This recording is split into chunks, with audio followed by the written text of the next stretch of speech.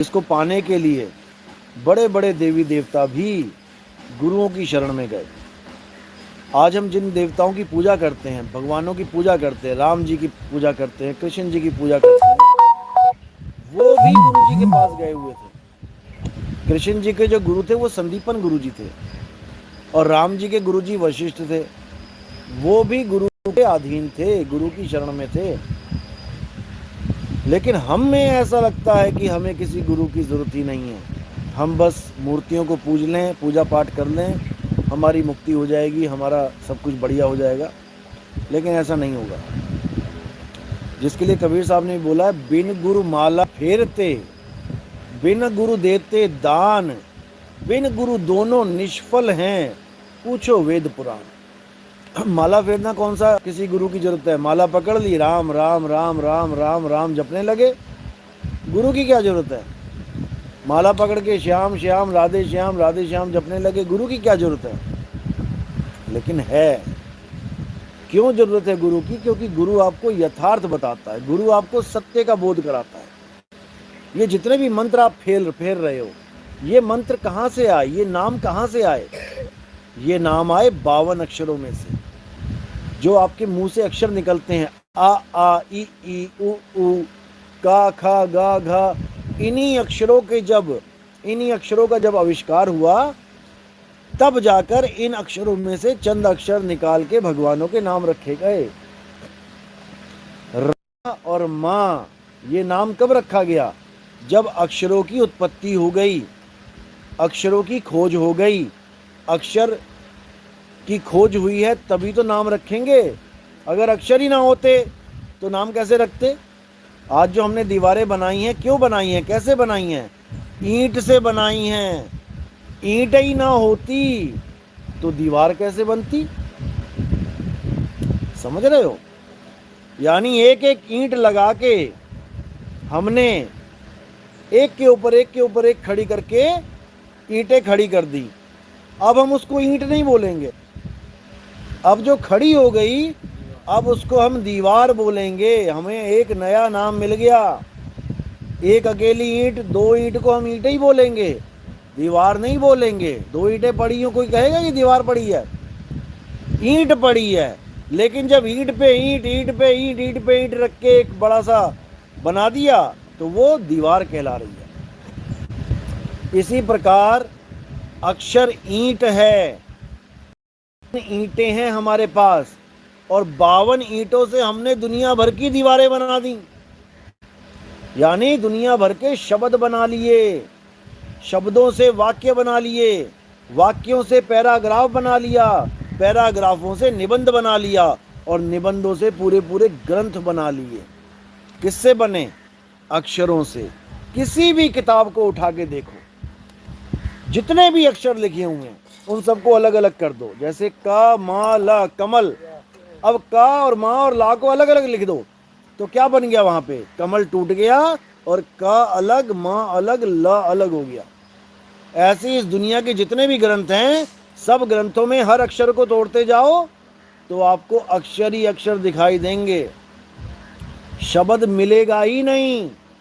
शब्द तब मिलता है जब 2 या 2 से ज्यादा अक्षर मिल जाते हैं। जब आपने उनके मेल को ही तोड़ दिया, अब वो शब्द रहे ही नहीं, अब वो अक्षर बने। यानी तुमने दीवारें गिरा दी, अब क्या? अब ईंट ईंट पड़ी हुई है।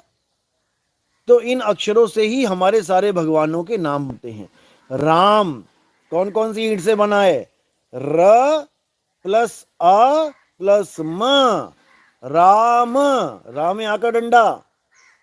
हनुमान, ह न उ म आ न, अलग अलग अक्षरों से। कबीर, क ब ई र, ये सारे अक्षरों को मिला मिला के हमने दुनिया भर के नाम रख दिए और उन्हीं नामों को जपने लगे।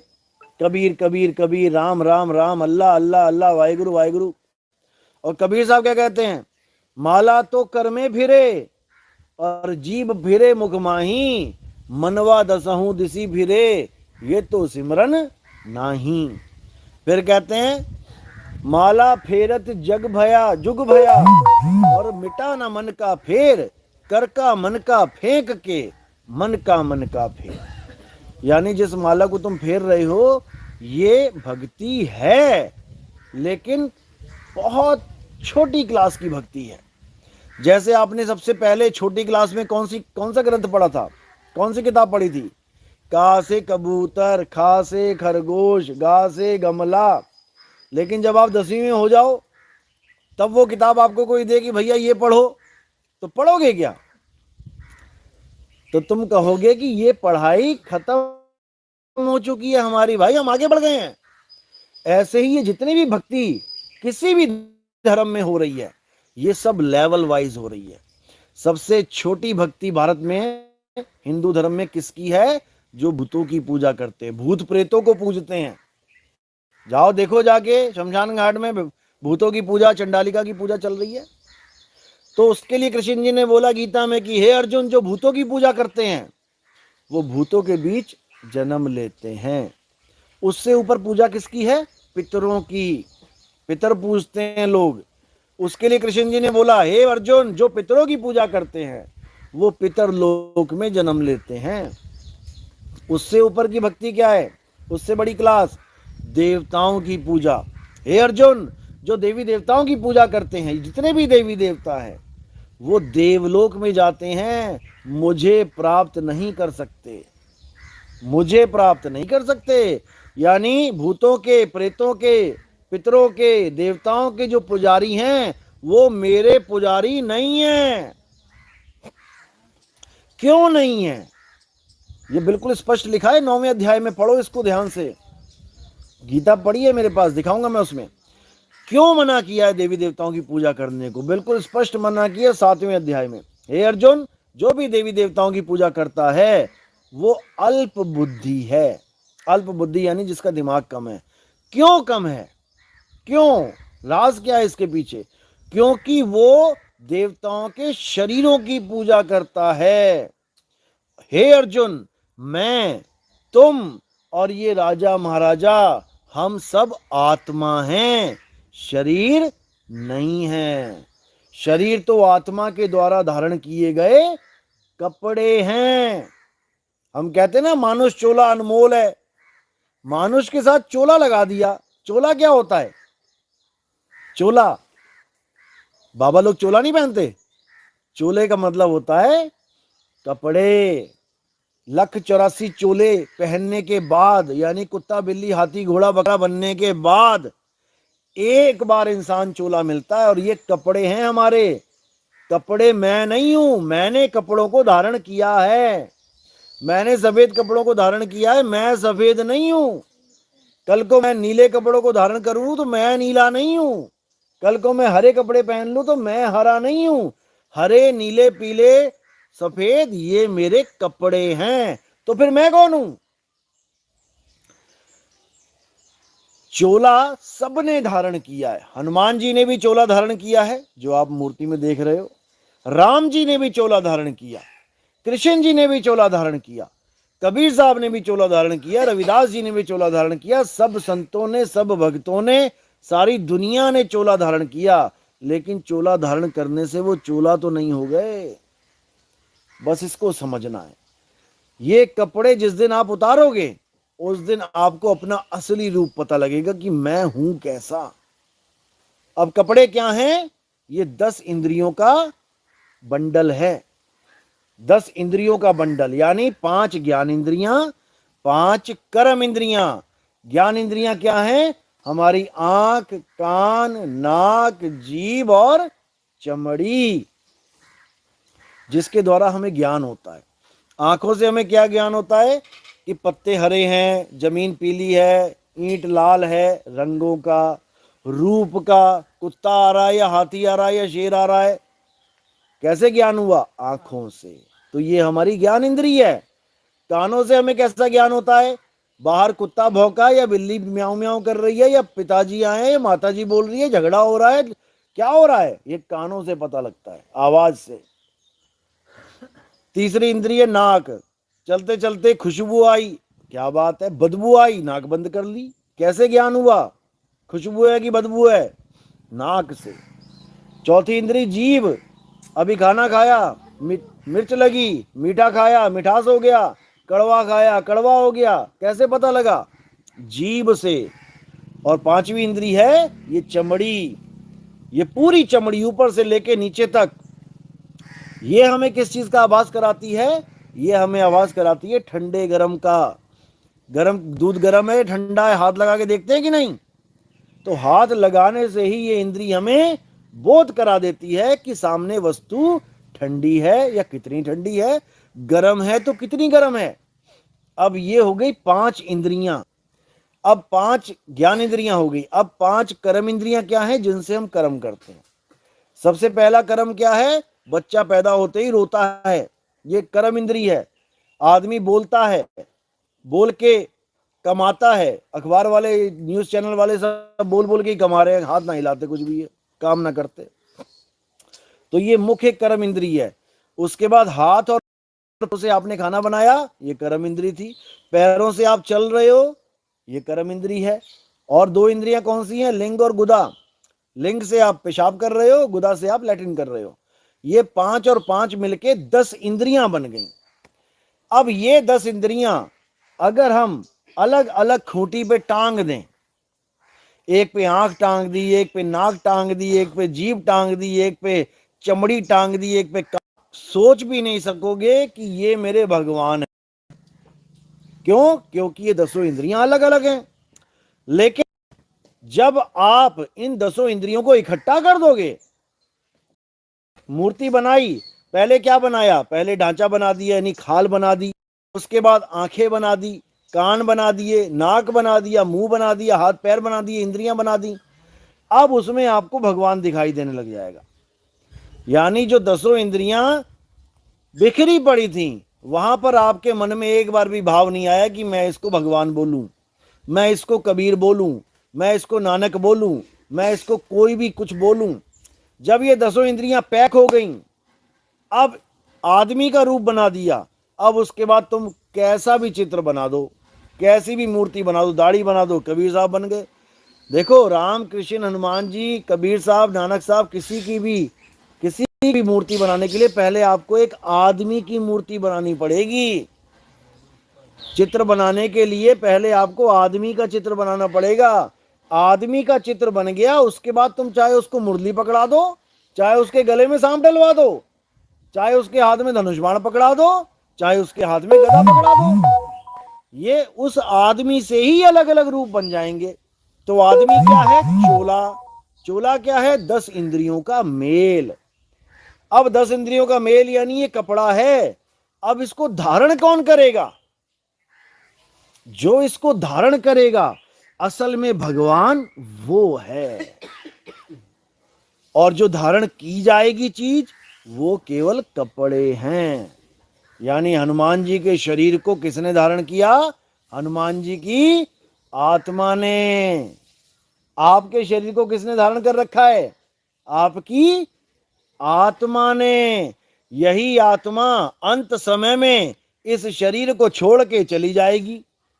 जैसे किसी के पिताजी की मृत्यु हो गई, अब वो पिताजी किसको मान के बैठा था? शरीर को।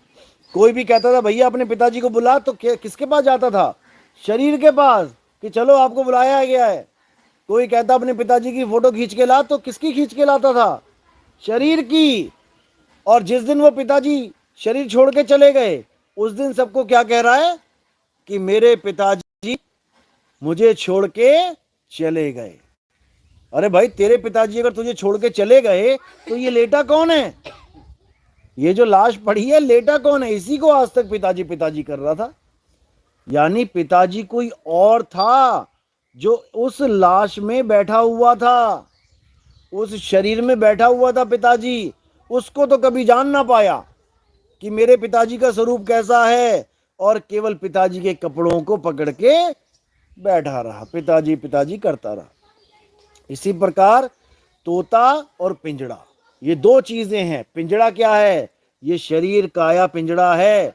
हे अर्जुन, 9 द्वारों के पिंजड़े में ये मूर्ख जीव ये भी नहीं सोचते कि जीना कैसे है, रहना कैसे है। जो अज्ञानी लोग हैं, यानी 9 दरवाजों का पिंजड़ा। 9 दरवाजे कौन से? 1 2 3 4 5 6 7 और 8 और पीछे 9। इन 9 दरवाजों का जो पिंजड़ा है, जिसमें 9 दरवाजे हैं, इस पिंजड़े में, इन्हीं पिंजड़ों में से आपको एक दिन शरीर छोड़ के जाना पड़ेगा। मरते हुए लैट्रिन निकल जाएगी तो समझ लो गुदा द्वार से निकल गए। मरते हुए पेशाब निकल जाएगा, समझ लो लिंग द्वार से निकल गए। मरते हुए जीभ निकल आएगी मुंह से तो समझ लो मुख द्वार से निकल गए। आंखें बाहर आ जाएंगी, कानों से खून निकल आएगा, नाक से खून निकल आएगा, तो समझ लो कि आप 84 में चले गए। कोई बचाने वाला नहीं है। अब घड़ियाल, मगरमच्छ, मछली, कछुआ, केकड़े फेकड़े ये सब बनना पड़ेगा। कोई रोकने वाला नहीं है। नहीं तो रोक के दिखाओ, भैंस को पैदा होने से दिखाओ, सांपों को पैदा होने से रोक के दिखाओ, कोई रोकने वाला नहीं है। ये सब प्रकृति के द्वारा 84 के चक्कर में भेज दिए जाओगे। अब मुक्ति का दरवाजा कहाँ है, वो ढूंढना है। मुक्ति का दरवाजा है शब्द द्वार। शब्द द्वार है परमात्मा का द्वार, यानी चोलों से, कपड़ों से अलग अपनी आत्मा को जान लेना ही मुक्ति है। हे अर्जुन, जो लोग अपनी आत्मा को जान लेते हैं, जो अपनी आत्मा में स्थित हो जाते हैं, जो अपनी आत्मा में निपुण हो जाते हैं, रमण करते हैं अपनी आत्मा में, वो कभी किसी गर्भ जून में नहीं जाते। उनके लिए कोई भी जुग नहीं बनी। अब वो सदा सदा के लिए मुक्त हो जाएंगे। कौन होंगे? जो हाथ में मुरली और सिर पे मोरपंख लगाए। अगर ऐसा जानेगा कि ये कृष्ण है तो वो अज्ञानी जीव है, वो मुझे नहीं जानता, वो मेरे शरीर को मेरा स्वरूप बना रहा है, जबकि वो तो केवल मैंने कपड़े धारण किए थे। कब? द्वापर युग में। सबसे पहले मैंने मछली का रूप धारण किया। विष्णु जी का पहला अवतार क्या है? मछली का अवतार, मच्छ अवतार। तो तुम मछली बना दो विष्णु जी को कि नहीं, विष्णु जी तो मछली हैं। उन्होंने फिर भ्रम तोड़ा, दोबारा अवतार लिया किसका? कछुए का। अब तुम कहो नहीं मछली नहीं, वो कछुआ है। फिर भ्रम तोड़ दिया तीसरे अवतार में। क्या लिया? बड़ा अवतार लिया, जंगली सुअर का अवतार लिया। फिर भ्रम तोड़ दिया कि ना मैं मछली हूं, ना मैं कछुआ हूं, ये तो शरीर है। बड़ा अवतार का भी भ्रम तोड़ दिया। फिर क्या ले लिया? कि मैं जंगली सुअर भी नहीं हूं भाई। फिर नरसिंह अवतार ले लिया, आधा आदमी और आधा जानवर। अब कोई कहे कि विष्णु जी आधा आदमी और आधा जानवर है, वो भी तोड़ दिया। उसके बाद वामन रूप में ले लिया, परशुराम रूप में ले लिया, राम रूप में ले लिया, कृष्ण रूप में ले लिया। तो जब वो शरीर मछली का नहीं रहा, कछुए का नहीं रहा, जंगली सुअर का नहीं रहा, नरसिंह का नहीं रहा, तो फिर कृष्ण जी के शरीर को हम कृष्ण जी क्यों मान बैठे? जब हमने उनको मछली नहीं माना, जबकि उन्होंने ही रूप धारण किया है, उसी आत्मा ने रूप धारण किया है। मछली का छोड़ के कछुए का रूप पकड़ा, तब भी हमने कछुआ नहीं माना विष्णु जी को, ना कृष्ण जी को। हमने आदमी रूप में स्वीकार कर लिया, राम बना दिया, कृष्ण बना दिया। कछुआ और मछली क्यों नहीं बनाया? क्योंकि हम इंसान हैं, हमें इंसानों से प्रेम है, इसलिए हमने उसके उस रूप को बहुत प्रेम कर लिया।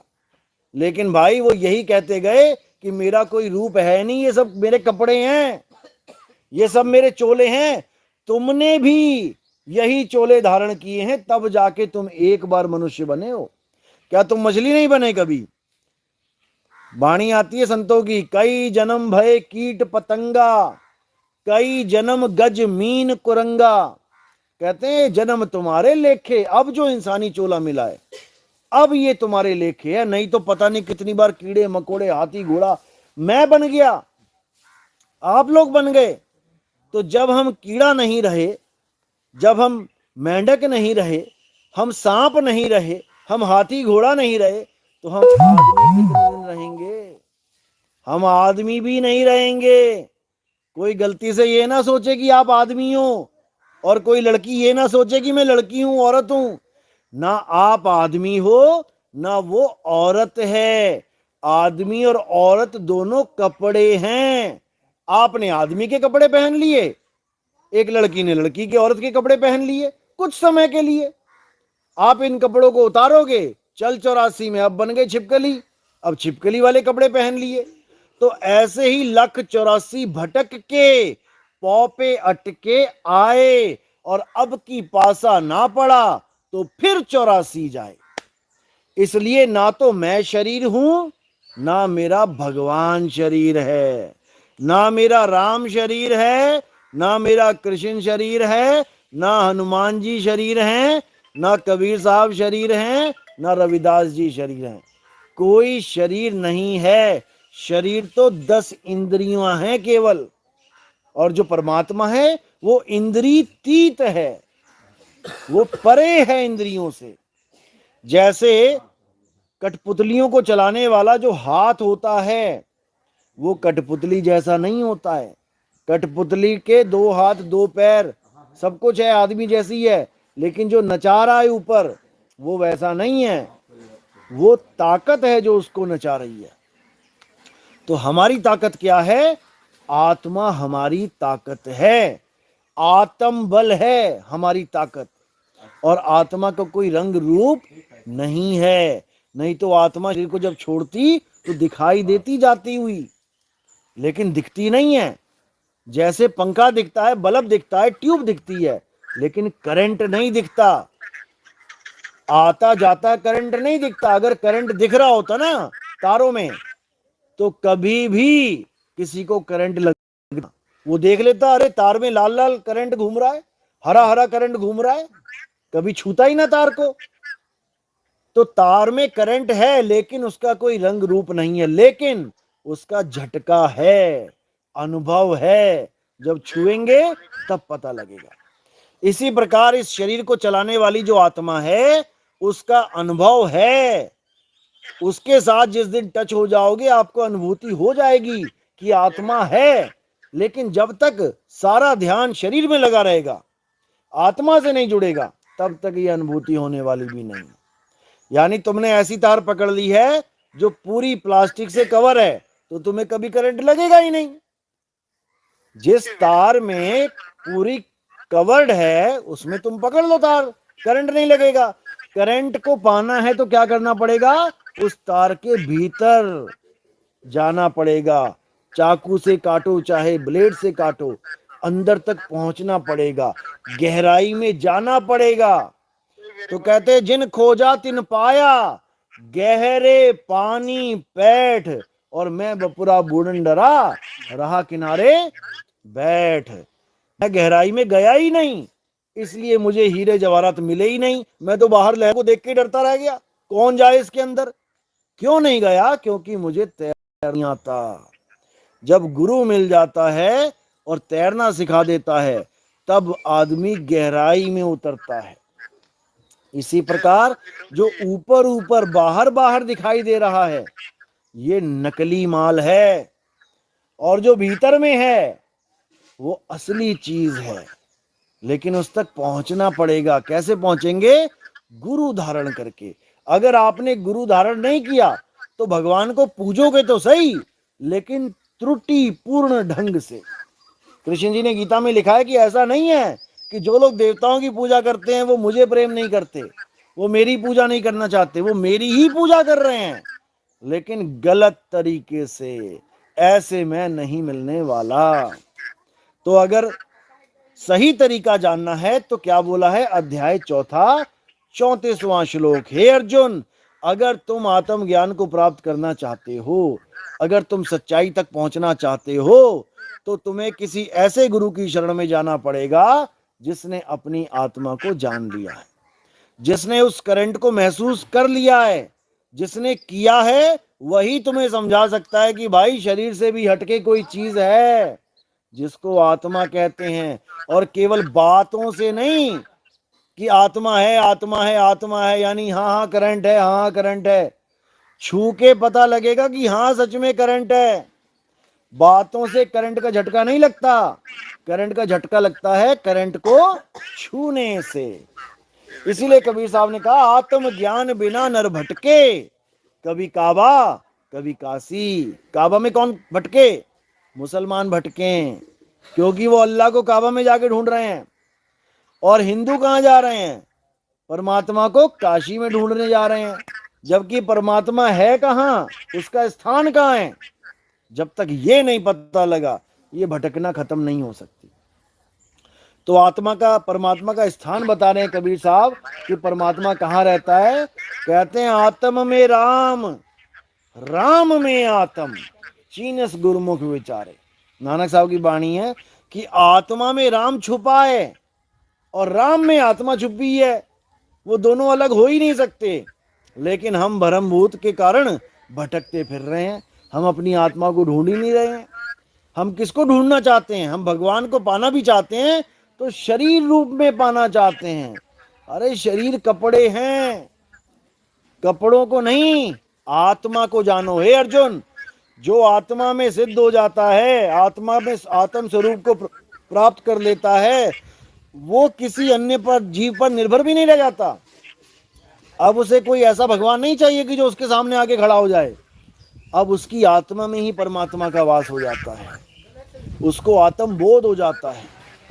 इसी के लिए बार बार समझाया कि उसकी पूजा करो जिसका कभी नाश नहीं हो सकता, जिसको कोई काट नहीं सकता, जला नहीं सकता। नैनम छिंदंती शस्त्राणी, नैनम दहती पावका, न चैनम क्लेदंतापो, न शोषयति मारुता।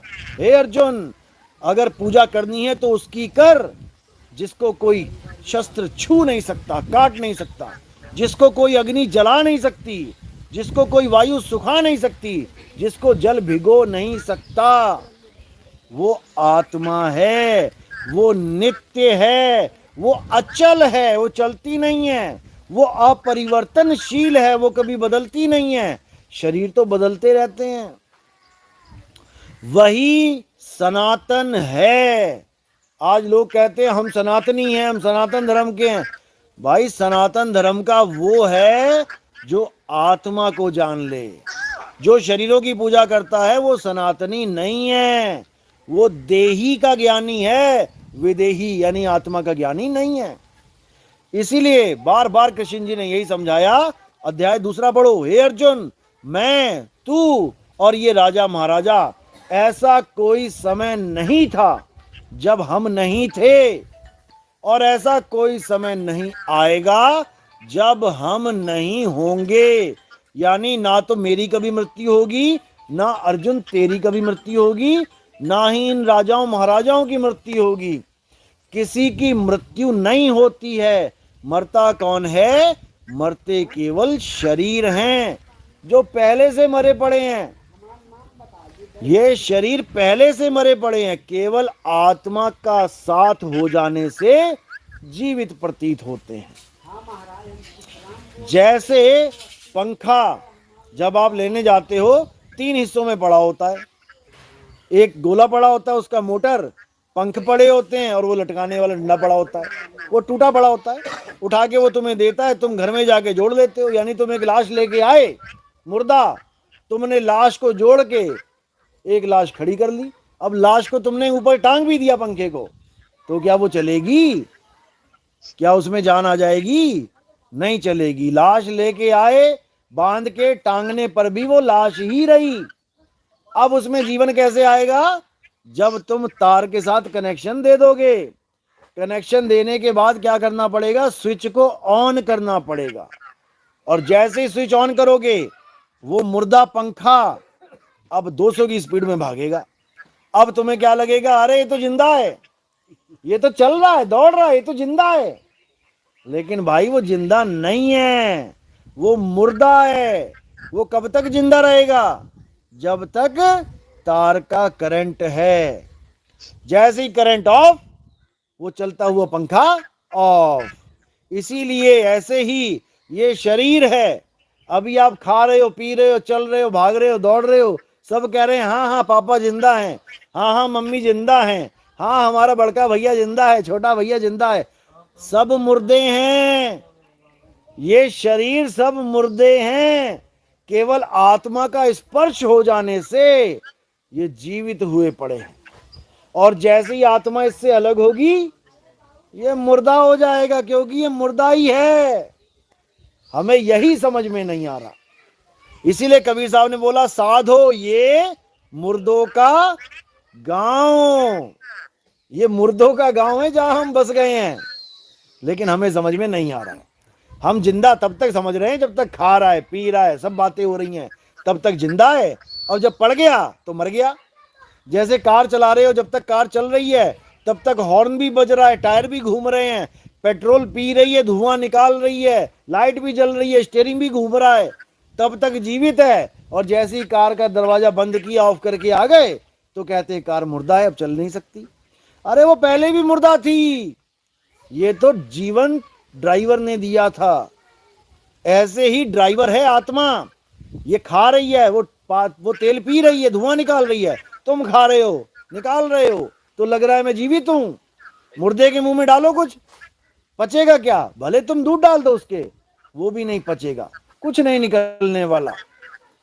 सब कुछ हो रहा है केवल आत्मा की वजह से, और हम जिसकी वजह से सब कुछ हो रहा है उसी को भूले बैठे हैं, आत्मा को भूले बैठे हैं, इसीलिए धक्के खा रहे हैं। हे अर्जुन, जो आत्म ज्ञान को प्राप्त नहीं कर पाते उनका मनुष्य चोला बर्बाद हो जाता है। वो दोबारा लाखों करोड़ों सालों के बाद दोबारा इंसान चूल्हे को प्राप्त होते हैं। अगर वो फिर भी आत्मा को ना समझ पाए तो वापस दोबारा 84 में चले जाते हैं। तो जब तक आत्मा को नहीं जान लोगे, जब तक तुम्हारी मुक्ति होने वाली